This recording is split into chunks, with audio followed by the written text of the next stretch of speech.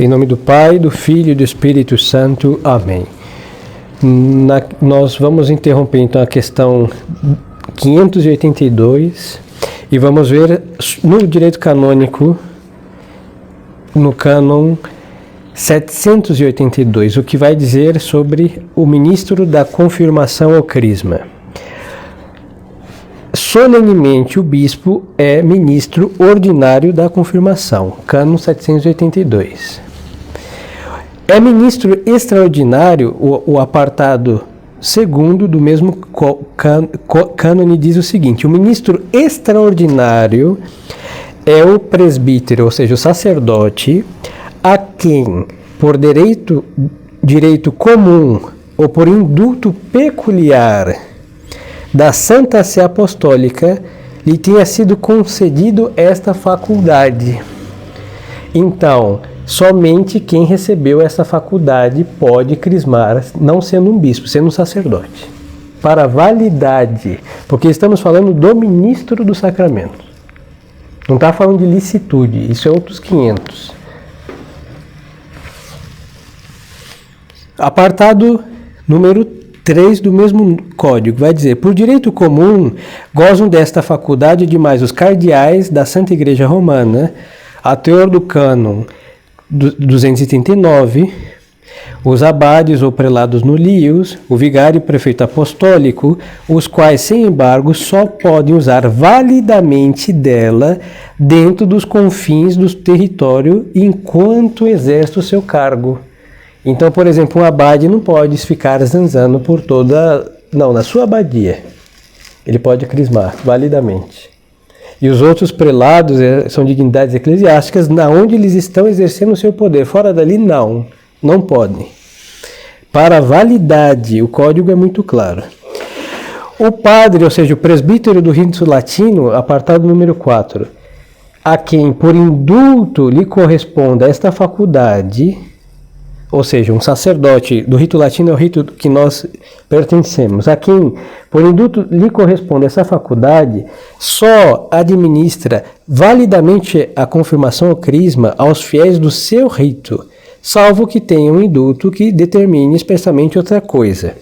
Porque na Santa Igreja existe mais de 20 ritos. São os ritos orientais e os ritos ocidentais. Nós pertencemos a um dos ritos ocidentais. No Ocidente existe outro, o mozárabe, por exemplo, da Espanha, o bracarense da cidade de Braga de Portugal, os dominicanos têm o seu rito, os cartuchos têm o seu rito e outras ordens também têm o seu rito. Bom, o nosso é o rito latino. Então, os sacerdotes que têm a faculdade para crismar outros de outro rito tem que estar expressamente escrito nas letras que o Papa lhe enviar. Se não lhe disse isso, ele tem poder só para crismar quem está com ele, não aos demais. Agora, referente a isso daqui, eu insisto porque hoje em dia está realmente abusivo.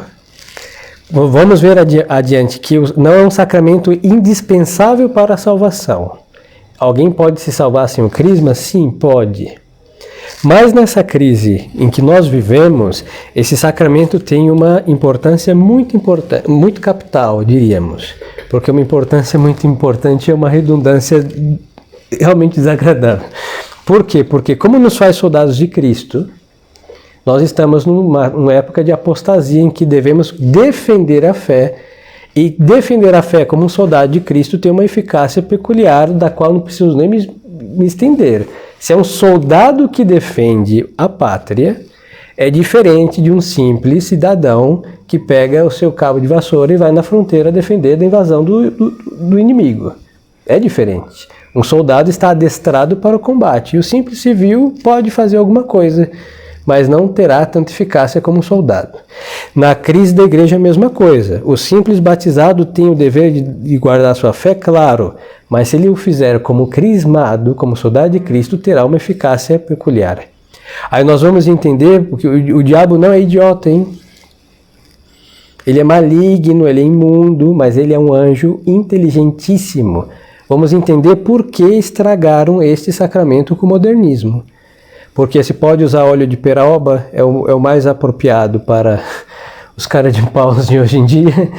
Se pode usar óleo Johnson para os infantis. Se pode usar óleo de máquina para os mais ativos, como matéria desse sacramento, porque com a reforma conciliar qualquer óleo é possível.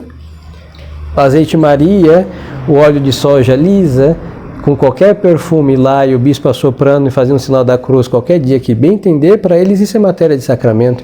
Então, só olhando a matéria, nós vamos ver que muitos estão com a testa suja de óleo e não estão com a testa ungida com o santo crisma de Nosso Senhor. Aí vamos entender por que esta frouxidão massiva na cristandade. Porque falta a graça do caráter de soldado de Cristo para que possam fazer alguma coisa por Cristo. Por quê? Porque o simples batizado, como vimos, é uma criança espiritualmente falando. E um crismado é um soldado, sim, senhores.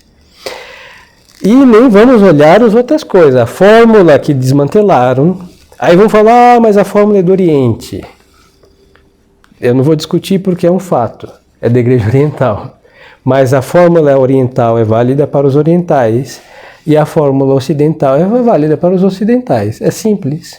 Porque se eu, que Deus nos livre, mas das 5 minutos de loucura, resolvo cantar as palavras da consagração na hora da missa, eu não consagro validamente.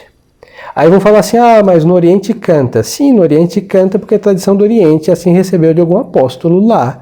E nós recebemos por tradição de São Pedro que não se canta a fórmula da consagração e aqui não consagra. Então cada rito tem os seus elementos da sua tradição correspondente e é válido cada um no seu lugar. Então, pegaram uma fórmula do Oriente, não sei porquê e para quê, e trocaram. E aí nós temos defeito de matéria, o óleo pode ser qualquer coisa, o bálsamo qualquer coisa, defeito de fórmula, coisas essenciais para o sacramento.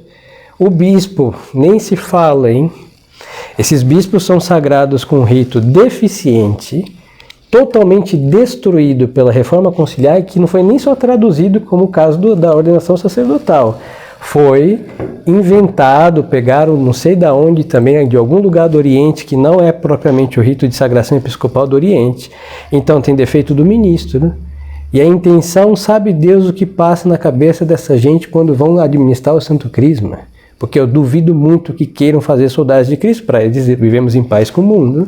Esse é o Vaticano II, todo mundo se beijando, estamos em plena, uma utopia absurda de paz e de beijos e abraços com o islamismo, com o protestantismo, com todos os malignos ismos que tem, menos com a verdade, com a coerência. Então, não tem mais essa intenção de fazer soldados de Cristo. Então, os senhores vejam que o diabo é muito esperto e ele destruiu o sacramento que nos faz homens combatentes da causa, defensores da causa de Nosso Senhor. E vamos entender, repito, essa frouxidão generalizada, falta crisma. Então tem uma importância. Posso me salvar sem crisma? Posso. Posso guardar a fé sem o crisma? É possível, sim, senhores. Mas tendo a graça de soldado de Cristo faz uma diferença abismal. Então vamos seguir o nosso catecismo. Então cuidado com as mazelas, hein? A gente tem que buscar bispos válidos de verdade, não de mentirinha. Não é só porque tem um pompom na faixa que é bispo de verdade, hein? E porque usa um anel de pedra verde ou uma ametista, porque isso daí qualquer um pode usar. Agora que seja válido de verdade, com uma linhagem segura, e depois que use as matérias, porque tem que buscar, normalmente um bispo sério vai usar matéria séria, não vai comprar azeite na Quinta-feira Santa para o azeite Maria, para ele só consagrar e achar que transforma em Santo Crisma. Então temos que fazer o que está ao nosso alcance para receber esse sacramento, sim, senhores. Voltando ao catecismo, questão 583. Com que cerimônia administra o bispo a confirmação? O bispo, para administrar o sacramento da confirmação, primeiro estende as mãos, as duas mãos, assim, sobre os que estão para se crismar. Aí, quando ele faz essa imposição de mão genérica, assim, estão todos aí sentados nos bancos, em realidade estão de joelhos. E ele estende a mão assim, ele invoca os 7 dons do Espírito Santo. E em seguida ele faz, depois o bispo vai se sentar, tem algumas orações, ele faz um sermão, ele se senta, vestido como pontífice, aí ele vai molhar o seu dedo no frasquinho do Santo Crisma, aí vai colocar a mão novamente, individualmente, na cabeça do crismando assim, e faz um sinal da cruz, dizendo as palavras, e depois dá um leve golpe, chamado bofetada. Levemente, depende do bispo. Nunca é como nós merecemos, mas uns dão forte, outros dão leve. E diz, Pax Tecum, a paz esteja contigo. E é muito interessante, porque é uma agressão física que deseja a paz. Por quê? Porque a guerra dos soldados de Cristo é para a paz do reino de Cristo. E aí dá esse tapa na nossa cara, por quê? No nosso rosto. Porque é uma afronta muito grande levar um tapa no rosto. Você pode pegar o Santo Jó ou São Jerônimo e dar um tapa no rosto, ambos ficariam furiosos, hein? Então é para mostrar que nós devemos estar prontos a sofrer todas as afrontas por Cristo. Este é o soldado de Cristo, sofre tudo por Ele e sofre com nobreza de alma. Por que faz a unção na fronte? Se faz na fronte, é a questão 584. Faça a unção na fronte, onde aparecem os sinais do temor e da vergonha, a fim de que o crismado entenda que não deve envergonhar-se do nome e da profissão de Cristo, nem ter medo dos inimigos da fé. Então o rosto diz o que está no interior do homem. Se estamos com medo, ninguém precisa nada mais que observar nossas feições.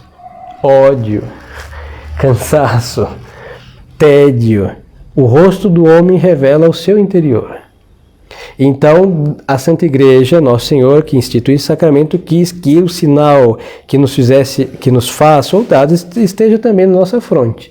Ou seja, as armas do soldado de Cristo não devem estar ocultas. Se nós transparecemos tantas coisas boas e ruins pelo nosso olhar, nós devemos transparecer também a nobreza de soldados de Cristo em nossas feições.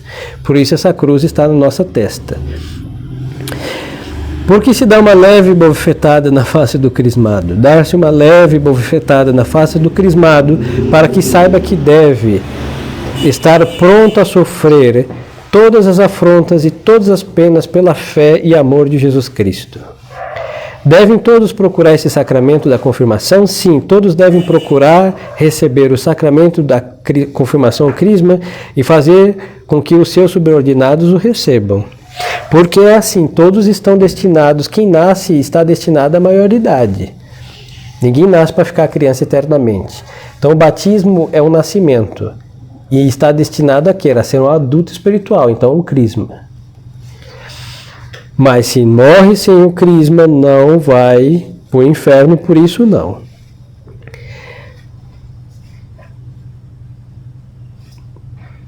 Em que idade é conveniente receber o sacramento da confirmação? Aqui também há uma divergência com o modernismo, mas vamos lá. A idade em que é conveniente receber o sacramento da confirmação é a de 7 anos. Pouco ou mais ou menos por aí, porque então costumam começar as tentações e já se pode conhecer bastante a graça desse sacramento e conservar a lembrança de tê-lo recebido. No modernismo, eles recomendam com 14 anos. Aí é 14, 15, por aí. Uns entram no catecismo com 12, porque alguns lugares duram 2 anos de um curso intensivo para não aprender nada, e recebem o crisma. O que acontece? Com 14 anos, o diabo já devastou a alma de uma pessoa. A primeira comunhão eles fazem com 12. Bom, e que primeira comunhão, né? Com 14 o crisma. Então já é nada mais que somente ungir, perfumar com axe ou óleos Johnsons, ou que o diabo já destruiu, hein? E na tradição, conhecendo a ação maligna e também o pecado original que faz guerra à alma, quando a criança começa o combate por causa do uso da razão, que é o quê? Conhecer o bem e o mal moral. Então, para perseverar no bem conhecido e para lutar contra o mal moral, então a igreja o faz soldado de Cristo ali. Aquela criança vai ter mais graças para resistir ao mal que o diabo está lhe oferecendo, o mundo está lhe oferecendo, e o homem que está dentro dela também lhe oferece. E assim, nos primeiros anos aí do uso da razão, o preserva de muitos males. Aí vamos entender também a decomposição moral que se encontra na sociedade chamada, com muitas aspas, de católica. É por causa de, ademais de toda invalidade, e alguns ainda que consigam receber validamente, mas vão receber já muito tarde. Nunca é tarde, né? Tarde seria depois que o corpo estivesse em decomposição, que aí já não dá para ser crismado mais. Mas se recebe cedo, tem muito mais a se preservar da corrupção dos costumes. Aí também a razão pela qual a igreja dá a primeira comunhão a esta idade, para que Nosso Senhor dê força para preservar aquela alma da corrupção do mal. Então é a primeira comunhão, e como a Santa Eucaristia é chamado o Pão dos Fortes, por isso na ordem dos sacramentos está batismo, crisma e Eucaristia. Mas na ordem de recebê-lo está batismo, primeiro Eucaristia e crisma. Mas se nós recebemos o sacramento quando devemos, como corresponde, vai, talvez no mesmo ano, ou um ano de diferença, receber entre a primeira Eucaristia e o Crisma. Mas a ideia é que o santo sacrifício, a Sagrada Hóstia, seja recebida por pão dos fortes, ou seja, almas adultas, no sentido espiritual.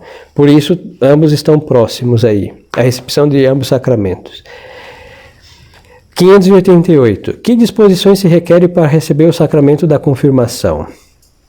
Para receber dignamente o sacramento da confirmação, é necessário estar em graça de Deus, saber os mistérios principais da nossa santa fé e aproximar-se desse sacramento com reverência e devoção. Se não me falhar a memória, conta que na época de Santa Teresinha, em 1897, não? Então no século antepassado, se recebia o crisma de jejum também. Não é obrigatório. E tem que conhecer os principais rudimentos da nossa religião. Quando se tem um bispo de verdade, ele pergunta, hein? Ele chama um por um e vai fazer uma prova oral. Quando é um bispo digno desse nome, hein? Porque não pode fazer um soldado de Cristo quem não sabe nem quem é nosso Senhor Jesus Cristo. As crianças têm que saber o catecismo. Desde o uso da razão temos que conhecer a nossa doutrina. Aí, obviamente, é uma criança a modo de criança, e um adulto a modo de adulto. Porque um adulto que conhece o catecismo como uma criança, ele conhece imperfeitamente. Então se pergunta, se faz uma prova, e aí tem que saber o conhecimento, então.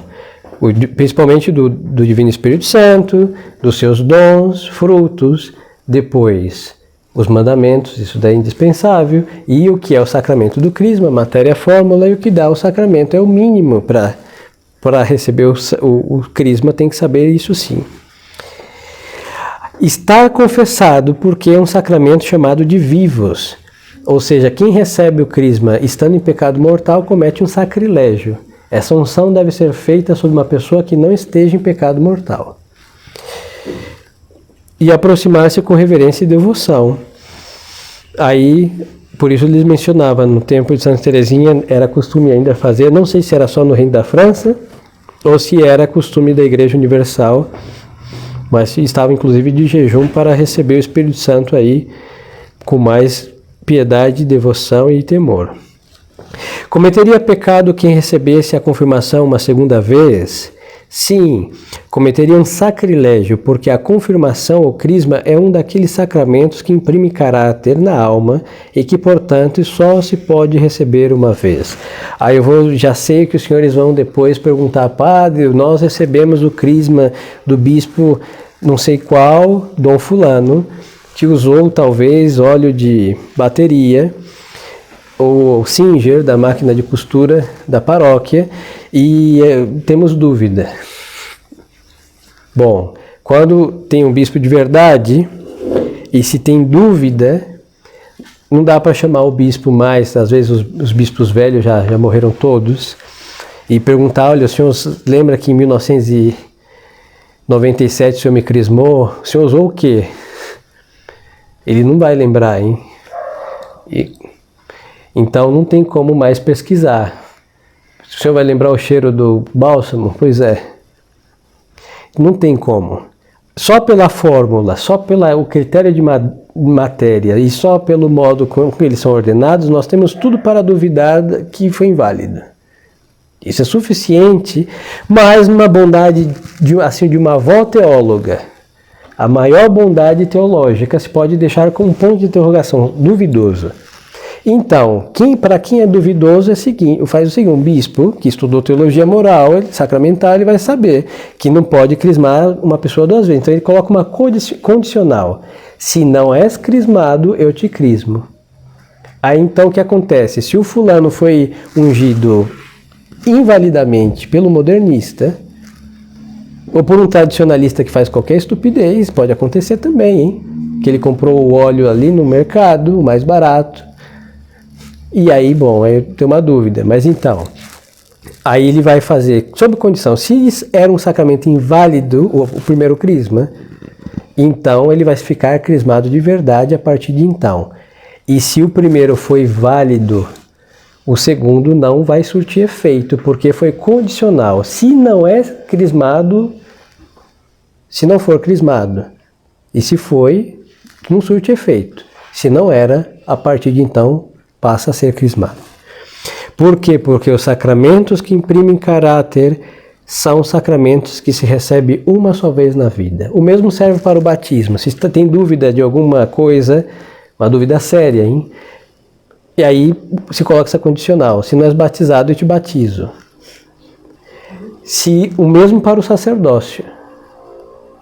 Vai que na imposição de mãos, o bispo teve um troço, um infarto. E aí chega outro bispo e vão perguntar onde ele parou. Nesse momento ninguém sabe, hein? Foi socorrer o próprio bispo, fazer umas massagens cardíacas nele.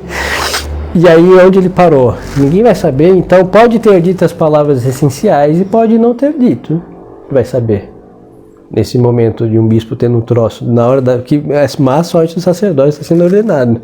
Então o outro vai vir, não tem uma testemunha que falar com clareza que foi feito o essencial, e o outro vai vir e termina, e vai ter que colocar uma condicional, porque se o outro ordenou e teve um troço, aquele diácono já é padre. Mas se ele teve um troço, estava no meio caminho andado, não é padre. Então, colocando uma condicional conserta. E para os modernistas, também por falta, defeito de todos os lados, numa bondade de vó teóloga, se coloca a dúvida. Mas está tudo desmantelado, hein? O demônio esperou 2000 anos para destruir as coisas, e só o fato de semear dúvida já é de terror, hein? Porque nós não podemos ir a uma missa e falar, será se está consagrado? Isso é um absurdo, hein? Eu não posso fazer uma genuflexão sob condição. Se Nosso Senhor está, eu te adoro. E se não estiver, o que eu faço? E não existe isso, hein?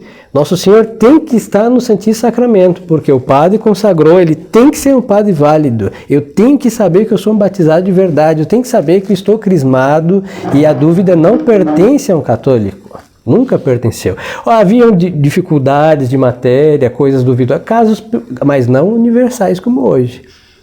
Havia, às vezes, um ou outro apontava uma estupidez, mas se corrigia, mas hoje isso será a regra comum e corrente. Assim que foi um grande, ao dizer de Dom Lefebvre, o golpe de mestre de Satanás, porque Dom Lefebvre dizia que o demônio envenenou as fontes da salvação. Não foi a caixa d'água de uma paróquia, hein? Foi a distribuidora de água, famosa Copasa. Momento propaganda Copasa. Podia baixar um pouco a taxa de água e colocar menos cloro também. Incrível, hein? Mas então, é diferente. É diferente. Então, andar na doutrina, porque isso daqui Papa nenhum pode mudar. Os Papas receberam isso para proteger e transmitir. Não tem poder de mudar para óleo de coco o que Nosso Senhor disse que tem que ser azeite de oliva. Não pode. Todas as autoridades debaixo de Deus estão limitadas, inclusive o Sumo Pontífice. Ele não pode inventar coisas, doutrinas e mudar matérias de sacramentos que estão determinadas pelo mesmo Cristo Nosso Senhor. 590. Que deve fazer o cristão para conservar a graça da confirmação? Para conservar a graça da confirmação, o cristão deve orar frequentemente, fazer boas obras, viver segundo a lei de Jesus Cristo, sem respeito humano. Porque, lhes digo, uma coisa é ser soldado de Cristo, a outra coisa é se comportar como soldado de Cristo, hein?